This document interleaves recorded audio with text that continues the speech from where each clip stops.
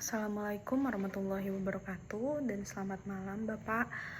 Perkenalkan sebelumnya saya atas nama Anissa Shalwa Maharani atau biasa dipanggil Shalwa. Saya dari kelas E angkatan 2022.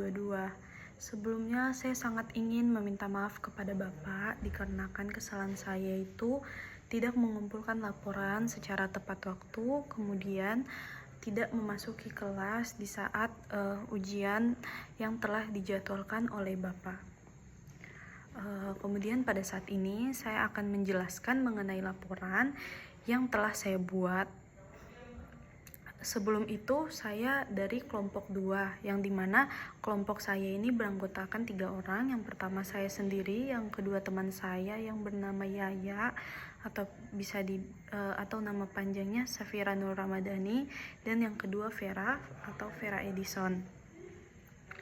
Dimana laporan kami ini kami buat lumayan cukup mengambil banyak waktu, dan kami susah mengatur waktu antara tugas-tugas lainnya dan tugas ini, karena dimana tugas yang diberikan tugas ini dan tugas-tugas lainnya itu diberikan secara bersamaan, dan menurut saya sangat sulit untuk mengerjakan laporan tersebut yang diberikan secara tepat waktu.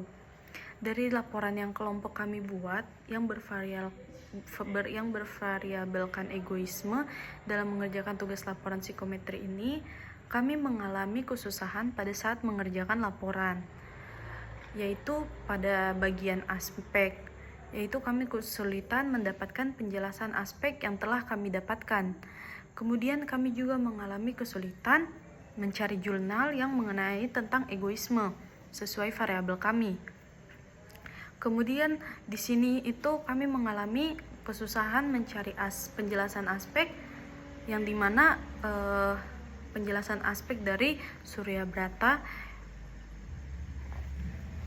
Kemudian di sini saya akan menjelaskan yaitu aspek egoisme menurut Surya Brata, yaitu mengacu pada perilaku atau sikap yang berpusat pada diri sendiri, di mana seseorang lebih mementingkan kepentingan pribadi daripada kepentingan orang lain atau kepentingan bersama.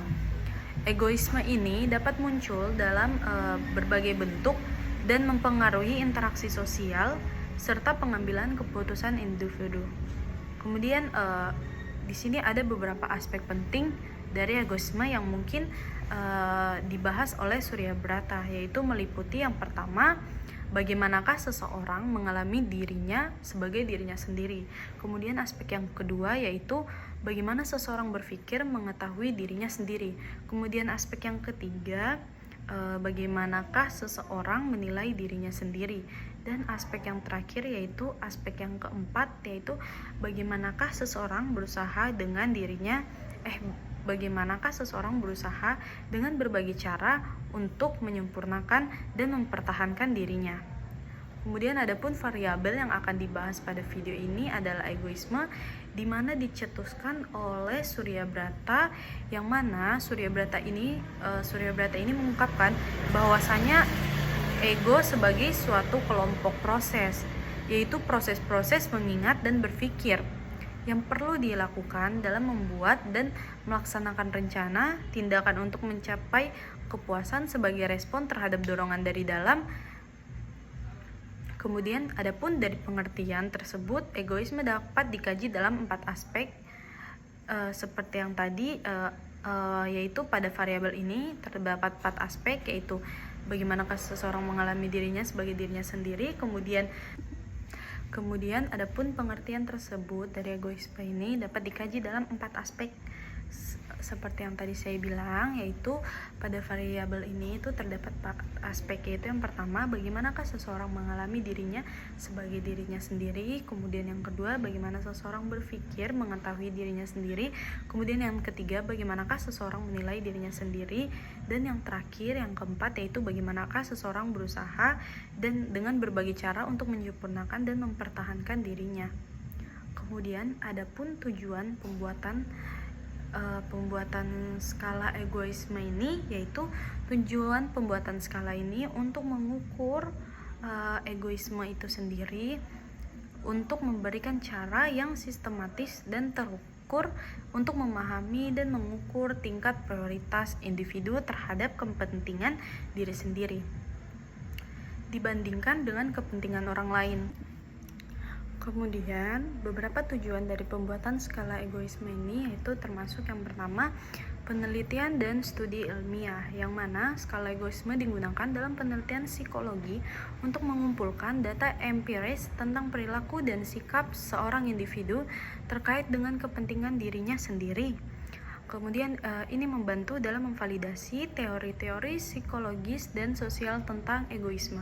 Kemudian ada pun yang kedua yaitu pengembangan intervensi dan terapi, yang dimana skala egoisme ini dapat membantu psikolog dan konselor dalam mengevaluasi tingkat egoisme seseorang sebagai bagian dari proses diagnosis dan perencanaan intervensi atau terapi yang tepat.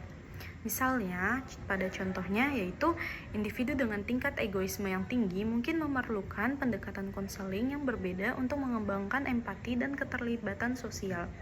Kemudian, evaluasi kepribadian. Penggunaan skala egoisme dapat membantu dalam memahami dimensi kepribadian individu seperti tingkat narsisme atau orientasi individualis versus kotektivis. Kemudian selanjutnya, pengembangan program pendidikan dan pelatihan. Di bidang pendidikan dan pengembangan diri, skala egoisme dapat digunakan untuk mengukur dampak program-program yang bertujuan untuk mengembangkan kemampuan berempati dan keterlibatan sosial seseorang. Kemudian selanjutnya, adapun pemahaman lebih lanjut tentang hubungan antar manusia, yaitu dengan memahami tingkat egoisme individu atau seseorang, kita dapat memahami lebih baik bagaimana perilaku egois mempengaruhi hubungan interpersonal dan dinamika sosial lebih luas. Dengan menggunakan skala yang valid dan reliable, kita dapat mengumpulkan data yang bermanfaat dan menggali lebih dalam tentang sifat kompleks dari egoisme dalam konteks psikologis dan sosial. Kemudian, adapun manfaat dari egoisme ini yaitu adalah orientasi yang menitik beratkan pada kepentingan diri sendiri di atas dari kepentingan orang lain. Kemudian beberapa manfaat dari egoisme dapat dilihat dari perspektif individu yang menganut prinsip ini, yaitu yang pertama, pencapai tujuan pribadi. Yang dimaksud adalah egoisme dapat membantu seseorang fokus dan gigih dalam mencapai tujuan-tujuan pribadi mereka tanpa terlalu banyak terpengaruh oleh pendapat atau keinginan orang lain. Kemudian peningkatan kemandirian. Dengan memprioritaskan diri sendiri, seseorang bisa mengembangkan kemandirian yang kuat, belajar untuk mengandalkan kemampuan dan keputusan sendiri dalam menghadapi tantangan hidup. Kemudian yang selanjutnya yaitu pemeliharaan kesehatan mental, yaitu menghargai dan memprioritaskan kebutuhan diri sendiri dapat membantu menjaga keseimbangan emosional dan mental, mengurangi tekanan dan kecemasan yang mungkin timbul akibat memenuhi harapan orang lain. Namun perlu dicatat bahwasanya egoisme yang berlebihan juga berdampak negatif seperti merugikan hubungan interpersonal dan menyebabkan isolasi sosial. Oke, baik. Seimbangnya penerapan egoisme perlu mempertimbangkan efeknya terhadap orang lain dan lingkungan sosial di sekitar kita. Kemudian egoisme ini adalah orientasi yang menitik beratkan pada kepentingan diri sendiri di atas kepentingan orang lain. Kemudian adapun dampak dari variabel adalah yaitu dampak negatifnya yaitu kerugian hubungan. Egoisme yang berlebihan dapat mengorbankan hubungan interpersonal karena kurangnya empati dan perhatian terhadap kebutuhan orang lain, yaitu isolasi sosial. Individu yang terlalu egois cenderung mengalami isolasi sosial karena kurangnya dukungan dan hubungan yang sehat dengan orang lain. Kemudian adapun ketidakseimbangan dalam hidup. Fokus yang berlebihan pada kepentingan diri sendiri dapat mengakibatkan ketidakseimbangan dalam hidup, di mana aspek-aspek lain seperti kebersamaan dan kerjasama kurang terpenuhi. Kemudian pentingnya adalah mencapai keseimbangan yang sehat antara memenuhi kebutuhan diri sendiri dan memperhatikan kebutuhan orang lain serta lingkungan sosial. Ini juga akan membantu mencegah dampak negatif yang dapat timbul dari sikap egoisme yang tidak dapat terkendali. Kemudian adapun alat ukur egoisme ini adalah yaitu instrumen psikologis yang digunakan untuk mengukur sejauh mana seseorang cenderung memprioritaskan kepentingan diri sendiri dibandingkan dengan kepentingan orang lain. Beberapa alat ukur yang umum digunakan untuk mengukur tingkat egoisme ini yaitu antara lain yang pertama yaitu skala kecenderungan egois atau selfishness scale. Kemudian penjelasannya, alat ini mengukur sejauh mana seseorang cenderung untuk memilih kepentingan diri sendiri daripada kepentingan orang lain dalam situasi-situasi yang tertentu. Kemudian alat ukur selanjutnya yaitu skala kemandirian atau self-sufficiency scale, yang itu meskipun tidak secara langsung mengukur egoisme, skala ini juga sering digunakan untuk mengukur sejauh mana seorang individu ini mengandalkan diri sendiri dalam menghadapi masalah dan tantangan-tantangan yang terjadi pada dirinya sendiri. Kemudian adapun skala orientasi individualis atau bisa disebut individualisme scale, yaitu alat ini mengukur sejauh mana seseorang individu yang cenderung memprioritaskan kebebasan dan kepentingan pribadi mereka sendiri daripada kehidupan dan kepentingan kelompok atau suatu komunitas. Kemudian alat ukur selanjutnya yaitu skala kecenderungan untuk mengambil resiko, yaitu risk-taking propensity scale, yaitu meskipun tidak secara langsung mengukur egoisme, skala ini juga dapat memberikan indikasi seberapa besar seorang individu cenderung mengambil risiko demi keuntungan pribadi dirinya sendiri. Kemudian alat-alat ukur ini biasanya dikembangkan dengan mempertimbangkan validitas atau sejauh mana alat tersebut mengukur apa yang dimaksud, dan reliabilitas atau bisa juga seberapa konsisten alat tersebut memberikan hasil yang sama jika diulang penggunaannya. Kemudian penggunaan alat ukur ini dapat membantu para psikolog dan peneliti untuk memahami lebih dalam tentang karakteristik dan perilaku individu terkait dengan egoisme.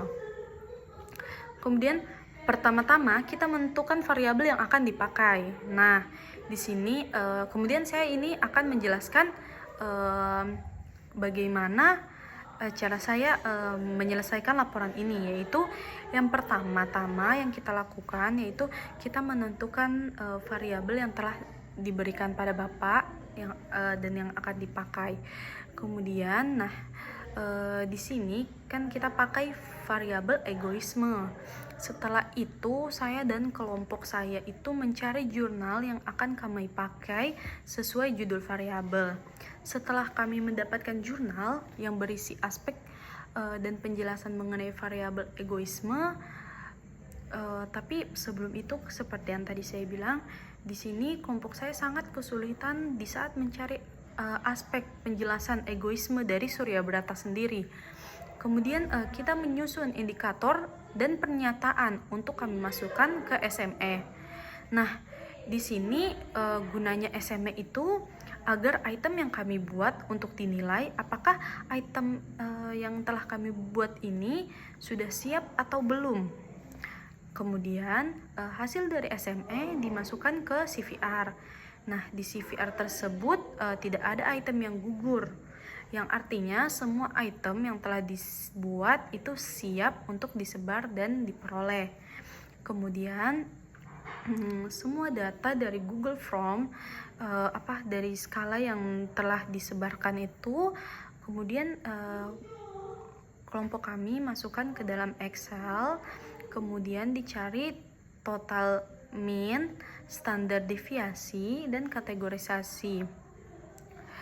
Nah, kemudian di sini terdapat 4, yaitu kategorisasinya terbagi menjadi 4, yaitu yang pertama tinggi, kemudian sangat rendah, kemudian rendah, kemudian sedang, dan kemudian sangat tinggi.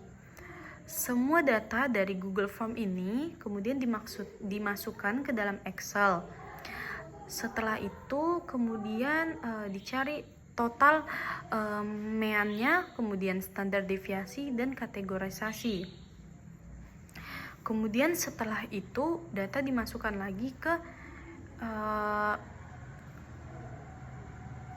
kemudian data dimasukkan untuk melihat model faktor loading dan reliabilitas. Dalam faktor loading tersebut ada beberapa data yang gugur dikarenakan tidak memenuhi standar, yang dimana nilai P-nya itu harusnya itu di bawah 0,01 dan seharusnya nilai standar atau STDS-nya itu harus di atas 0,4.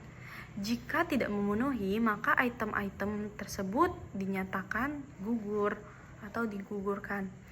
Kemudian dari hasil tersebut kemudian dimasukkan ke dalam laporan, mulai dari demografi, faktor loading, reliabilitas, dan penjelasan-penjelasan mengenai aspek yang digunakan. Kemudian dari hasil tersebut kemudian dimasukkan ke dalam laporan dan kami mulai menyusun laporan. Namun di saat mengerjakan laporan itu kami terhalang dengan penjelasan dari aspek. Kami tidak memiliki penjelasan dari aspek dari Surya Brata tersebut.